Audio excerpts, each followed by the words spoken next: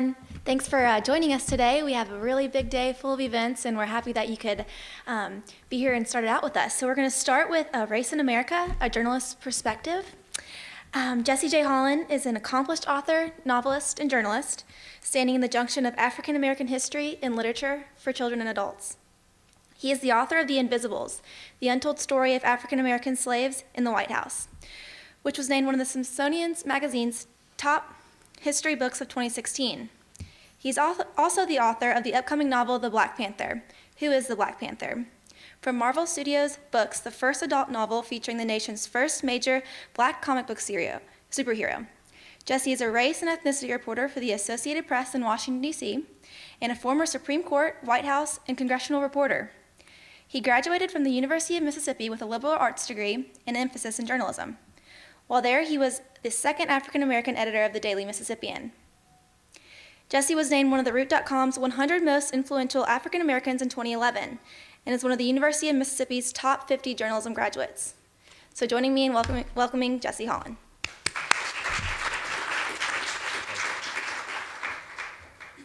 Good morning, everyone.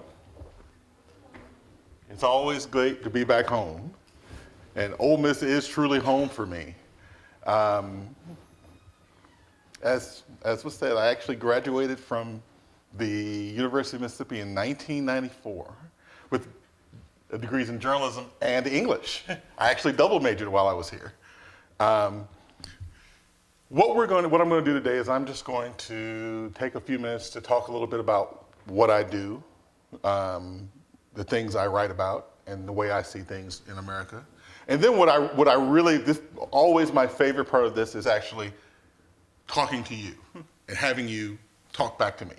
So I'm not going to speak for the entire slotted time. I'm going to stop and I'm going to ask questions because I'm more interested in what you think than you probably are in what I have to say. So we're going to make this more of a conversation than we are a lecture because it's your thoughts. It's your emotions. It's your ideas that are going to actually affect the future, especially in the areas of race relations and journalism. So I'm just going to take a few minutes to talk a little bit about my time here at Ole Miss, my time with the Associated Press, and a little bit of the writing that I've done. And then I'm going to open the floor for questions. And that's usually when the fun begins, okay? So once again, my name is Jesse Holland. I am the race and ethnicity reporter in Washington, D.C. for the Associated Press. I've now been with AP since 1994 in jobs in Columbia, South Carolina, Albany, New York, and now in Washington, D.C., where I've covered Congress, the White House under Presidents George Bush and Bill Clinton, and the Supreme Court. I stayed at the Supreme Court till about 4 years ago when I became AP's race and ethnicity writer in Washington. So I've had a wide breadth of experience when it comes to journalism, media. And you know what? I'm just gonna move away from this thing here. Those things scare me. I actually remember being in lecture halls like this on campus, where a teacher would stand behind a lectern and talk. And I would be somewhere about in the middle row, my head going this way, further and further down. So I want to say I'm really impressed that all of you are here on a Friday. Usually Friday mornings were pretty tough for me on campus. I was the editor of the Daily Mississippian from 1993 to 1994. And I'm not sure how the paper runs now, but when I was editor of the Mississippian, we did Sunday through Thursday. So we had Monday through Friday newspapers. So Thursday nights were the end of the work week for the newspapers. So Thursday nights were usually the nights when we put the paper to bed. We would then go explore the nightlife of Oxford. So Friday morning classes were really pretty tough for us. But it was fun. And the surprising thing was that we learned so much about journalism from the student newspaper. from the student television station, from the radio station. And I was lucky enough that before I left campus, I actually worked for all three. I was editor for the newspaper. I ran the cameras for the TV station for a while. And I actually had a talk show on WUMS. I had a talk show called The Wednesday Agenda. And for some reason, it came on Thursdays. We were college students. And I actually had the midnight to 2 a.m. shift as a disc jockey on the radio station. At that time of night, there was pretty much nobody listening but me and the Tri-Delts. I knew the Tri-Delts were listening because they would call. So once again, I learned a lot working here on campus. Not only did I learn a lot about journalism, I also learned a lot about race relations. I'm originally from Holly Springs, Mississippi. Well, that's usually what I tell people. I tell people that I'm from Holly Springs, Mississippi, because unless you're from North Mississippi, you have no idea where Holly Springs is. Holly Springs is about 40 miles that away. But I'm actually from Marshall County, Mississippi. My parents actually live about 20 minutes outside of Holly Springs. I actually grew up on a cotton farm. My parents are farmers now, still to this day. And I went to public school in Marshall County, Mississippi, a school that's now called H.W. Byers High School. When I went there, it was called Sandflat. But they changed the name of the school the year before I graduated. So I graduated from H.W. Byers High School. So I can tell you that going from a public school in Mississippi, in northern Mississippi, to Ole Miss was a big change for me. My graduating class at H.W. Byers High School was a class of 40 people. We had exactly 4 whites in my graduating class. So I go from basically an all-black high school to Ole Miss. But I had an advantage when I came to Ole Miss. I am actually a second-generation graduate of Ole Miss. My mother actually got her graduate degree from this university. My mother was a public school teacher at H.W. Byers High School. I actually took 7th and 8th grade English from my mom. She got her graduate degree in English education from the University of Mississippi. So I grew up on campus because the only way my mother could get her graduate degree, because she had to work as a teacher, she had to come to summer school at Ole Miss every year for 5 years. And this will tell you the difference in today's societies. So what my mother did with me and my older sister, she would come down to Ole Miss's campus in the summertime for morning classes. The building that sits above the baseball stadium used to be the education department, the education building. So my mom would take us to the library in that building. I was maybe about 6, 7 years old. She would drop me and my older sister off in the library and say, "Stay here." And then she would go to class. And my sister and I would stay in the library until noon, when she would come out, pick us up, take us for lunch. And then, after lunch, over near where the library is, there used to be a swimming pool, an outdoor swimming pool. And she enrolled us in swimming classes. And we would take swimming classes from noon until 3 o'clock when she got out of class, came and picked us up, and we would drive back to Holly Springs. And we did that every summer for 5 years until my mom got her graduate degree. So I basically grew up here on campus. So when it came time for my freshman year, I felt I was ready for Ole Miss. I knew where the swimming pool was. I knew where the library was. I knew people on campus.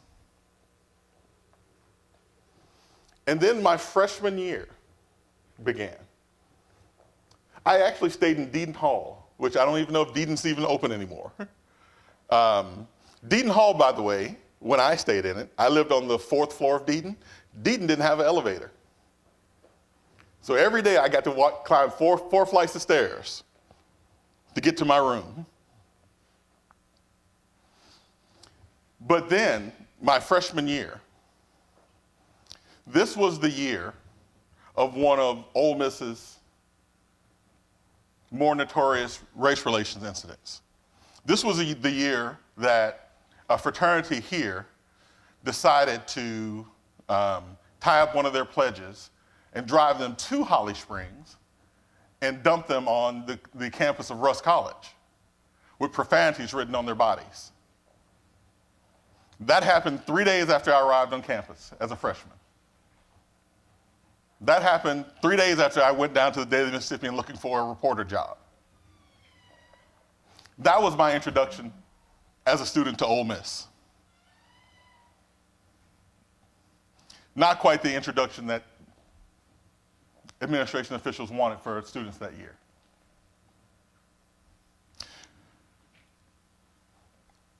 My time here at Ole Miss taught me from day one that race will always be a conversation we're having in America. That race is a topic. Race is the third rail of American society. That for the foreseeable future, race will be one of the topics that Americans have to struggle with, have to talk about, have to overcome. But the one thing I can tell you is that that is a conversation that we're used to having here. And we do a better job of it here than in a lot of places I've been to around the country. We're having a panel later on today. I think directly after I finish speaking, we're having a panel, and I'm moderating the panel, and one of the questions that is going to be asked at the panel, and I know this is going to be asked because I'm going to ask it, is what is one of the stereotypes you have to deal with being a graduate of the University of Mississippi? And I'll save my answer for that for later, but that's something that you want to think about. There is going to be people, okay, my mother, the English teacher, would slap me for saying that. There are going to be people in America outside of this university that are going to think they already know you because you went to this university. Whether you're black, white, Asian, Native American, they're going to think they know something about you simply because you went to Ole Miss. And once again, the conversations about race in America is going to be something you're going to have to deal with, especially being from Ole Miss. Now, my job as a race and ethnicity reporter for the Associated Press, my job is to talk about race. My job is to write about race. But I can tell you this, my job is changing right now. In the past, race and ethnicity writers wrote about everyone in the country except white people. In the past, race and ethnicity did not include white people. We wrote about African Americans, we wrote about Hispanics, we wrote about Asians, we wrote about Native Americans. We wrote about everyone but white people. This is because in the past, Americans did not consider whites to be a race. When we talk about minorities, when we talk about ethnicities, we don't think about white people. We think about everyone but. But here's what's changing. The demographics of America they're changing. By 2040, only about 2 decades from now, America is going to be a majority-minority country. That means that there will not be 50% plus one of any race in America. America is going to become a country of minorities. So, when we write about race and ethnicity, we now have to start considering about, we now have to start thinking about white America as a race. In the past, when we said American,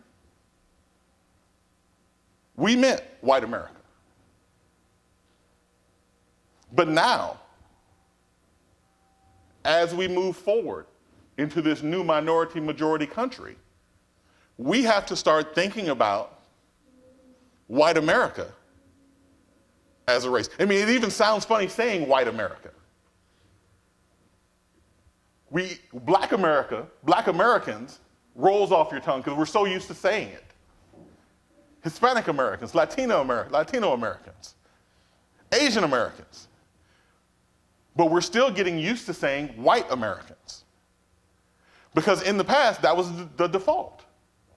When we said Americans, we immediately thought of whites.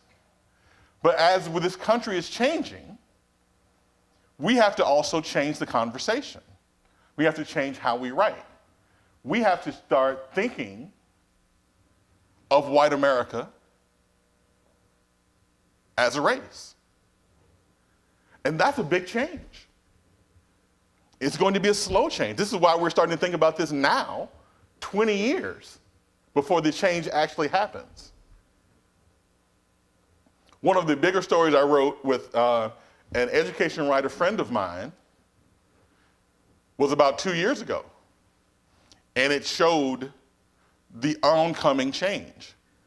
2 years ago was the first time that in the first grade of public schools in America, white Americans were not the majority. 2 years ago, first graders, there was no majority race. And that was 2 years ago. So that means in about, do the math quick. In about 8 years, the graduating classes of American high schools will be the first class that will be the first class of majority America. So it's coming. So we have to learn to talk about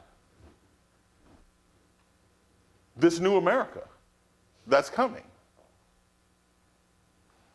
And it's an uncomfortable conversation. But it's a conversation that we excel being from Ole Miss. That's a conversation that we are more comfortable having than other people because it's part of our heritage. These are conversations that we've had to deal with. These are conversations we've had to have here at Ole Miss for decades. And that's an advantage we have over everyone else, is that we have these conversations. We have symposiums like this. We have these conversations all the time. It's hard to understand while you're here and you're in the middle of it,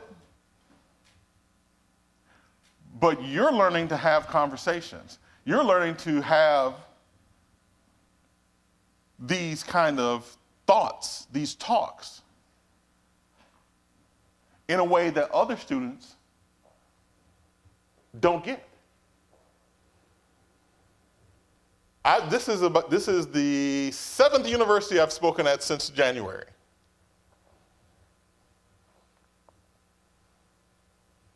But this is the first university I've spoken at a diversity forum.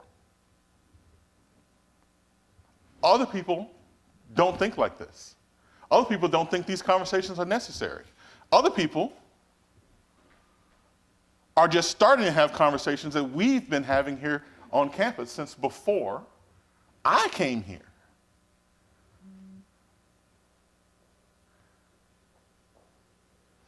This is the advantage of being from Ole Miss. If you're in journalism, if you're in public relations,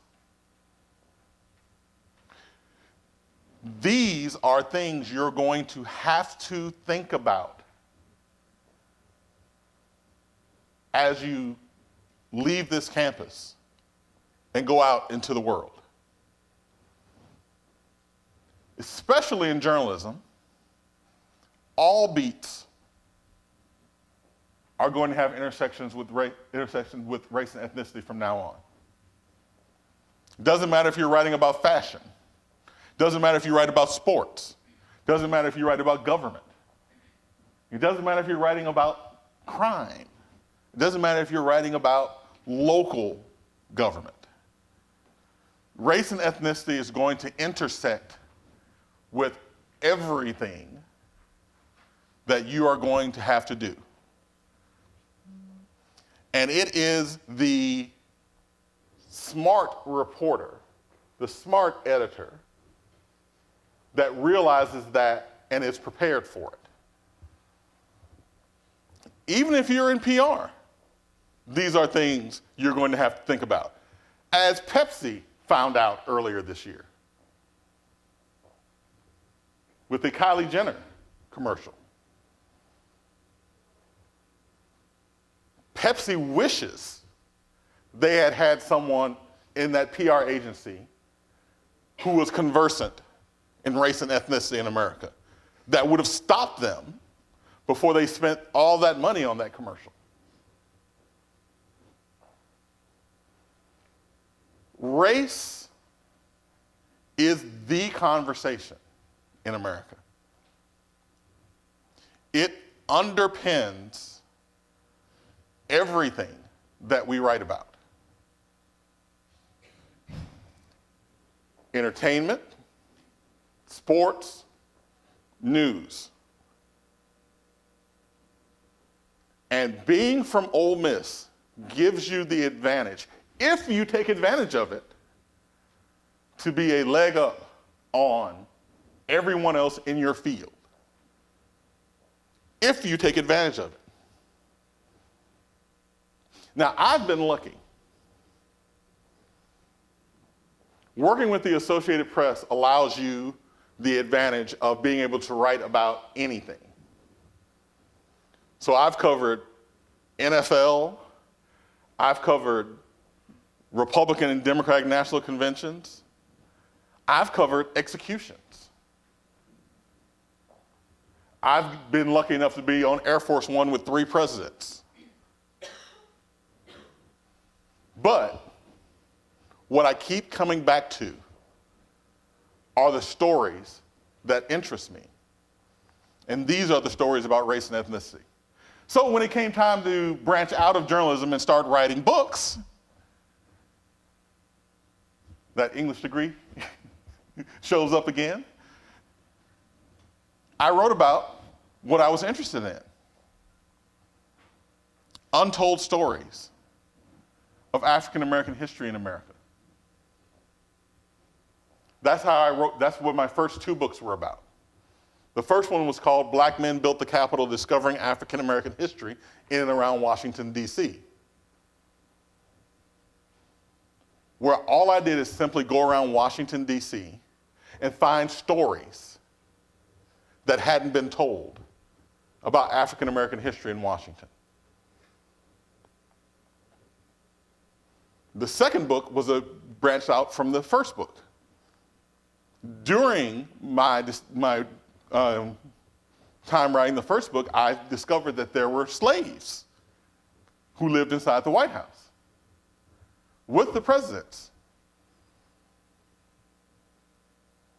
And I tried to find a book that was written about these slaves so I could find out who they were, what they did, and where'd they go after the president left. And I couldn't find a book written anywhere about this topic. So I decided to write it myself.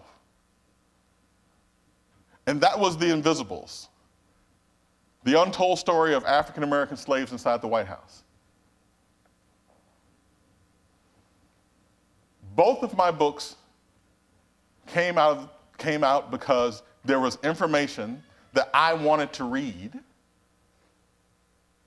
and I couldn't find it. So I decided to write it myself. Now, one of the things that I found out, which I didn't know, was that once you start writing on a topic, it can branch out in ways you can't imagine. I'll tell you something that's probably not a surprise to a lot of you. I'm sort of a geek. It's just sort of who I am. But as a geek, I'm also a huge and proud comic book fan.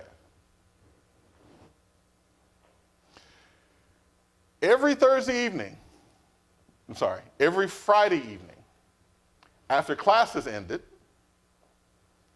I would get in my 1969 Ford Mustang Fastback, which is still sitting at my parents' house, and I would drive here from Oxford to Memphis to hit the comic book stores and buy a stack of comic books, get back on 78, hit the Crystals, that's right there a couple blocks down from Winchester, on the way to the airport, which I'm going to hit on the way back, and sit in Crystals and read comic books. So, big comic book guy. Also, and I'm going to really date myself here, the very first movie I ever saw in a theater in Collierville, Tennessee, was Star Wars, the original Star Wars. So The Invisibles came out in January of 2016. In February of 2016, I get a Facebook message from an editor at Lucasfilm who says, I just finished reading The Invisibles. I loved it. Are you a Star Wars fan? I was like, duh. I had the Star Wars curtains in my room. And I said, yeah, sure. I'm a huge Star Wars fan. Well, we really love what you did with The Invisibles. Would you consider writing a Star Wars book? I had to think about it for a couple seconds. Because, by the way, if you don't know, writing a book is really hard. Writing The Invisibles took me about 7 years. And it's actually not that big of a book, but it took 7 years worth of research and writing. So I had promised my wife that after The Invisibles came out, I would take 2 years off before starting any other project. So when the editor from Lucasfilm emailed me, you know what? I actually was at LSU when this happened. I was speaking at a journalism conference at LSU in Baton Rouge. And I get back to the hotel and I get to have this email conversation with the editor at Lucasfilm. And I said, you know what? I promised my wife I wouldn't start any other projects now that the Invisibles are done. Let me give her a call. So I call my wife and say, well, I know I promised you that I wouldn't start any more work once The Invisible was done, but an editor from Lucasfilm is calling and said asked me if I want to write a Star Wars book. What should I say? She was like, you idiot, say yes. So, because of The Invisibles, I got to write my first Star Wars novel, which happened to be about Star Wars' first major African-American character, Finn. So Star Wars, The Force Awakens, Finn's story came out in September of last year because an editor at Lucasfilm read The Invisibles.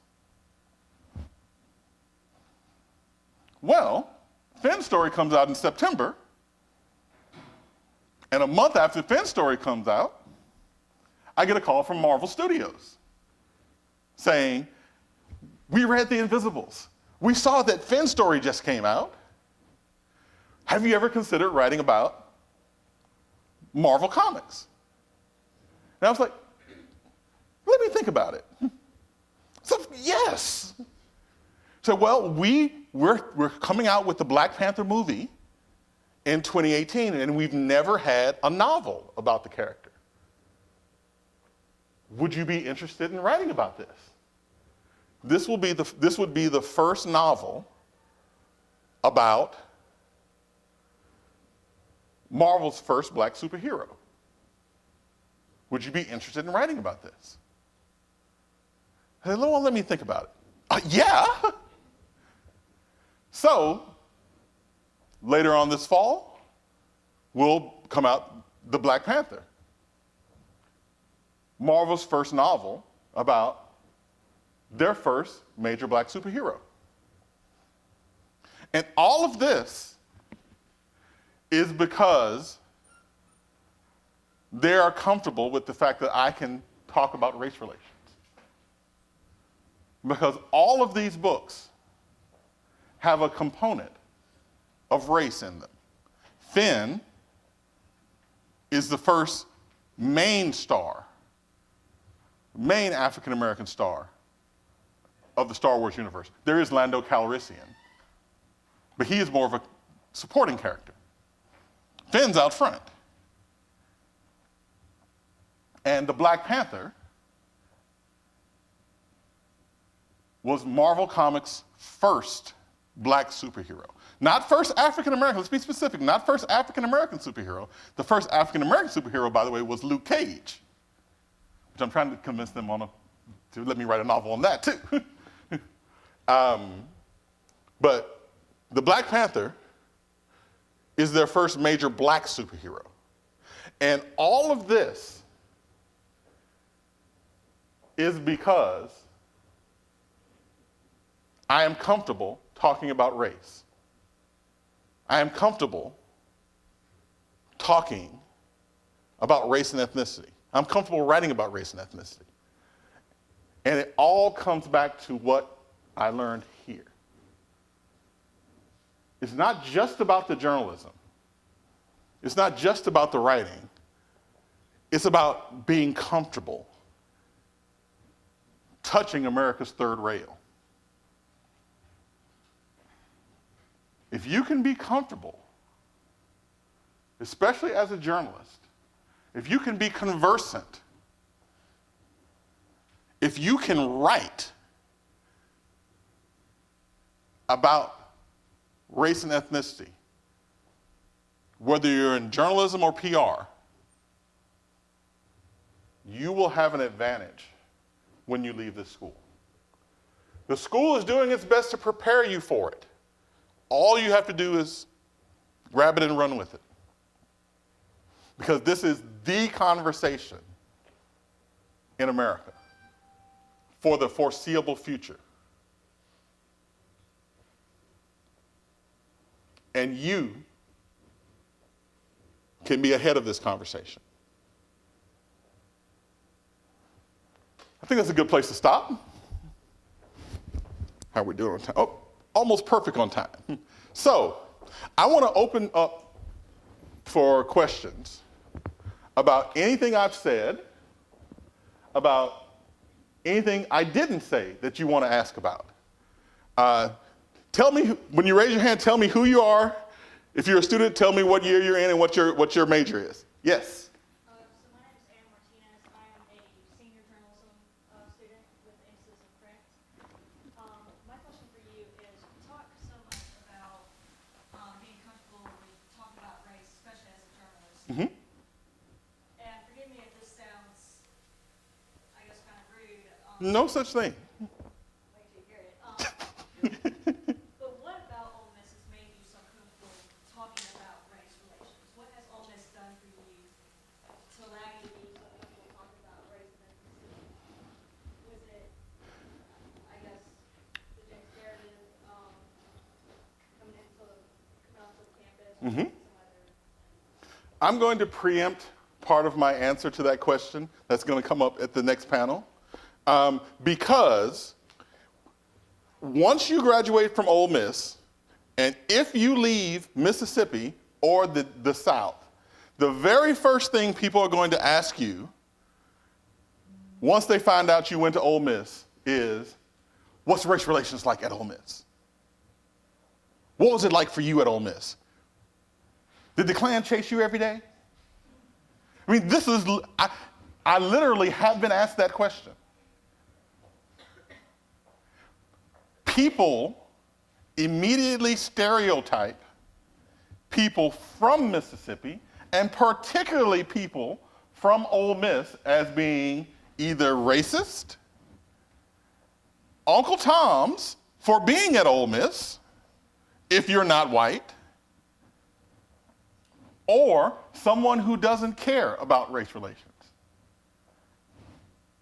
So for the last, my God, I've been out of school for 23 years, every job interview where I put Ole Miss on my resume, if that person had never set foot in Mississippi, the very first question I got was, oh my God, how did you stand being at Ole Miss?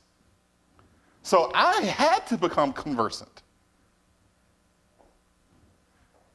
I was also lucky enough, while I was here on campus, to be part of several groups that the university put together. I was part of Chancellor's leadership class.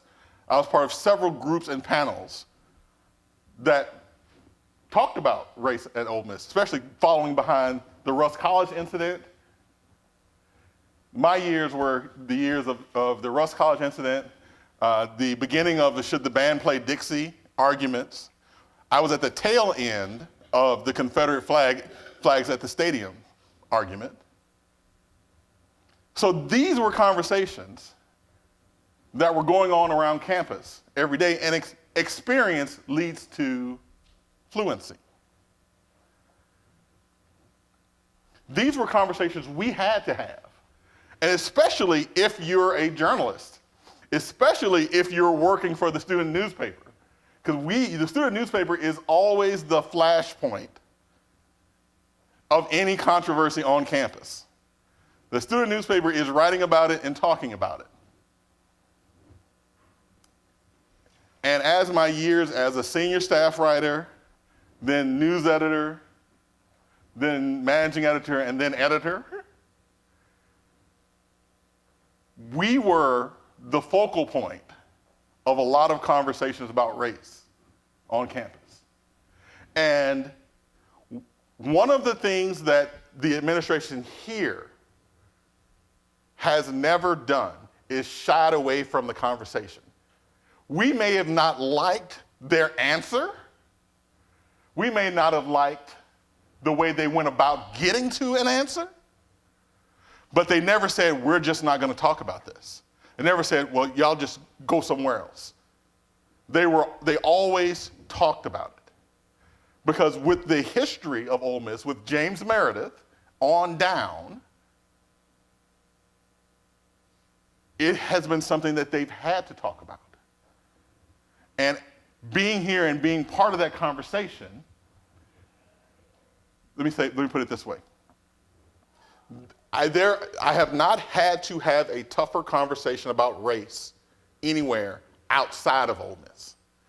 The toughest conversations I've had about race have always been here. So everything else out there in the world is easy compared to the conversations we have here. So you leave this place experienced in something most people your age will never be. They'll be in their 40s before they have to have these kind of conversations. I actually had he's a friend of mine. I actually had a friend of mine come to me 2 weeks ago and ask me, what do I say?